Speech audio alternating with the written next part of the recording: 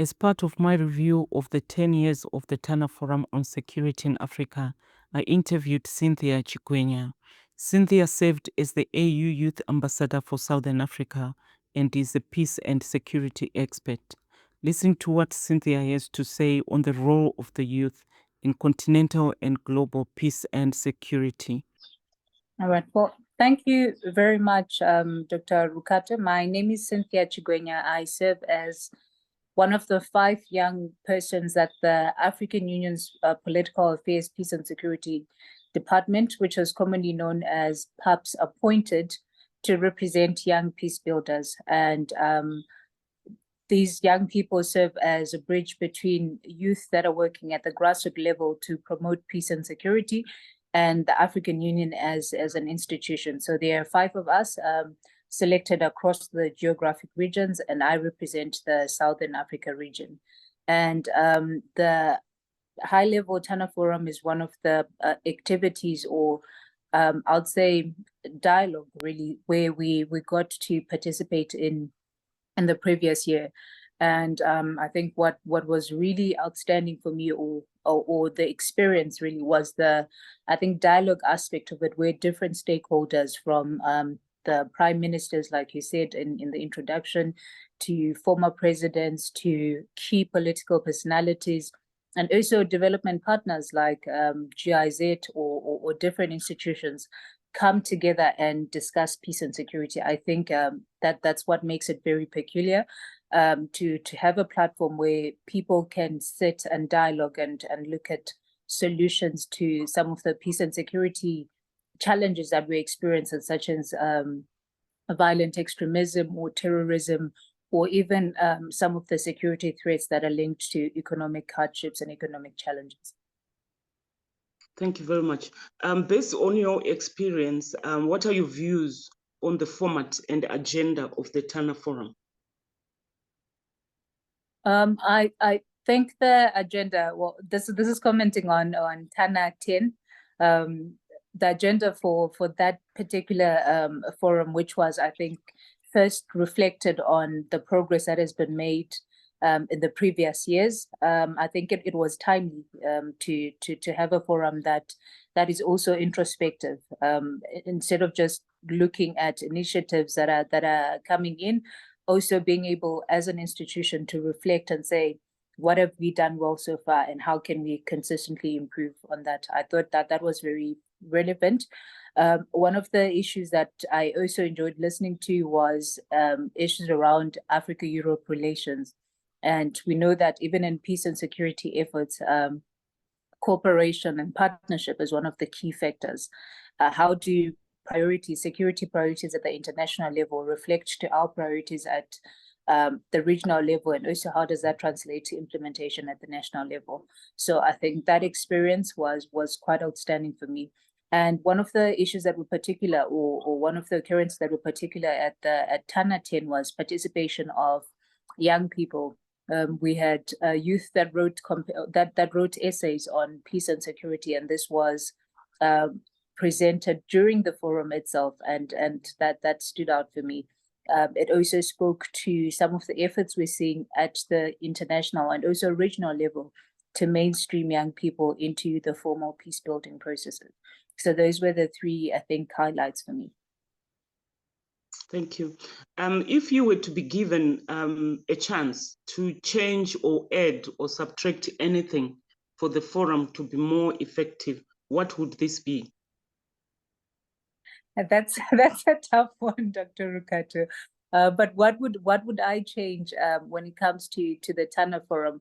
I think in a post-COVID-19 world, many things have changed in the way we do things, in the way we interact. And I think that could be one of the key determinants in looking at how the forum itself could bring more and more people that are not just within I think the physical dimension. And I think that was done very well for Tana 10, where some of the proceedings could be followed online and some of them were recorded. So I think that adjustment could be something that we actually could leverage beyond being a response to challenges or restrictions that were posed by COVID-19. So how do we bring in the high tech, the new technologies to make Tana even bigger than it has been 10 years ago? So I think that that's what I could do. And then in addition to that, more and more inclusion of young people. Like I said, one of the highlights for me was having that session that actually focused on the youth essays and those that won in terms of writing on peace and security issues. So being able to bring in more and more young people to participate at the Tana Forum. And this I'm saying in the context of many young people reverting to alternatives in terms of their participation in peace and security. Some of them do not, no longer come to debates and open discussions around development issues, and while others also, I think, resorted predominantly to speaking on your social media sites such as Twitter, such as Facebook. And even though that has yielded results, I think it's important to have more and more young people at the decision-making table where they actually sit, and which is a key component of the forum itself, where they sit with actors like former President Obasanjo or former prime ministers and actually exchange views and ideas.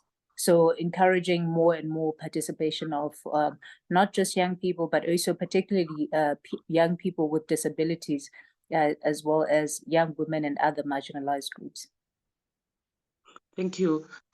You have been representing the youth at regional, continental, and global platforms in the area of peace and security.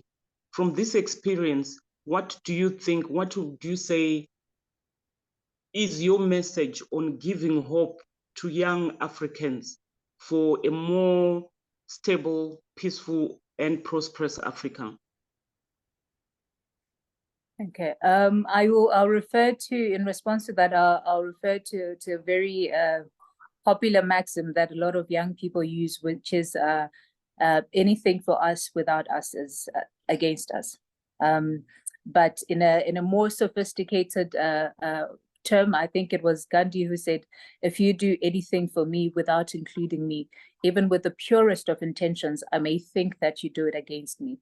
So I think inclusivity, and not just because I've heard some people quoting 800 million young people in Africa, others 250 million in sub-Saharan Africa, and prospect that this number is going to increase. But inclusion in terms of actually understanding and tapping into the value that young people bring themselves. One of the things we can look at, particularly when it comes to peace and security, is the use of drone technology to sort of enhance defense forces within our regional borders and even national borders. So how do we then take young people that are already within these tech spaces and they engage with actually military actors or security sector actors to say, how do you police better with CCTV footage? How do you increase military or security rather with drone technology? So that dialogue, I feel, is missing, and that's one of the I think advantages that governments and even organizations can tap into. So moving away from inclusivity for the mere fact of inclusion, but actually to realize that some of the global challenges we face, like violent extremism, like terrorism, they're going to require cooperation, and they're going to require cooperation with different demographics and different components of our population.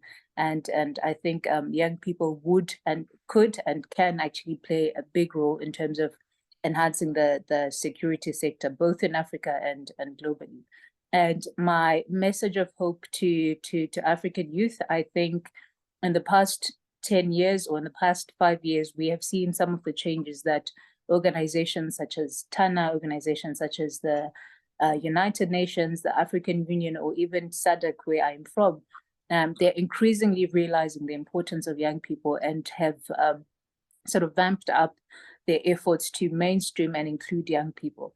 And my message is, if there are those opportunities within your community, within your country, where you could actually engage with the national governments, even though this is not a very popular opinion, I say engage with your government, engage with your local council.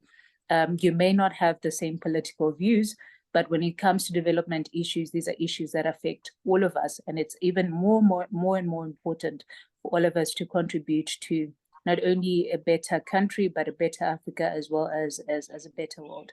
So get involved and also make use of the opportunities and institutional changes we're seeing in the different organizations. Thanks, Cynthia. What would be your parting quote or message on Tana Forum and peace and security in Africa in general?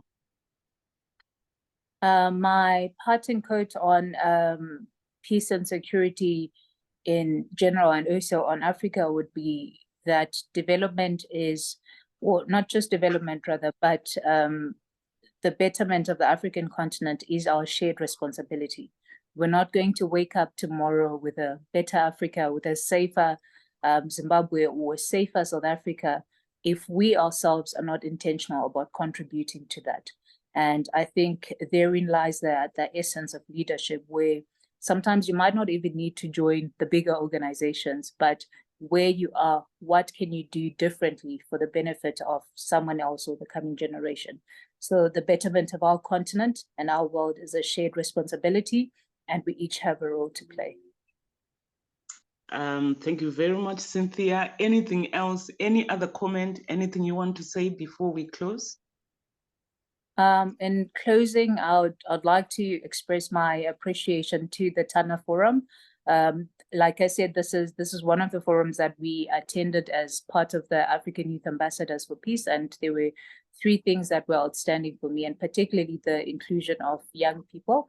My message would be: do not tire in including young people. Continue to press on and bringing them to the decision-making discussions.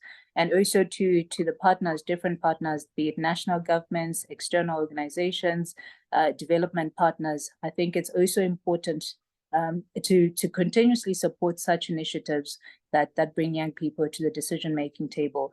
And I think through our collaborative efforts, we could realize a more peaceful Africa as well as a more peaceful world.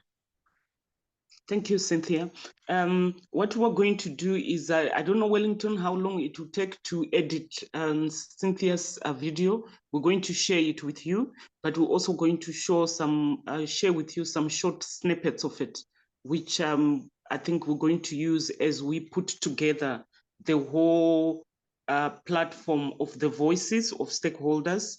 And then part of what you've said is also going to be in print form in the coffee table book, and some of it will be used for the analysis of the more comprehensive report on Tana.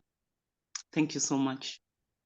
Thank you so much, Dr. Rukata, and thank you, Wellington, for ensuring that we get this right. I really appreciate this, and keep up the good work. It's really important to reflect on such initiatives and not just have them as tick box exercises, but also getting reviews and seeing how we can do things differently for a better continent. And I genuinely believe, I know I said this in an interview, but I sincerely believe that it's efforts of selfless individuals like yourself that will help us to realize a different reality. So thank you so much again, Dr. Rupert. Thanks, Cynthia. Thank you. Okay, thank you, Cynthia. Bye-bye. Bye-bye. Okay, thank you. Bye-bye. Bye.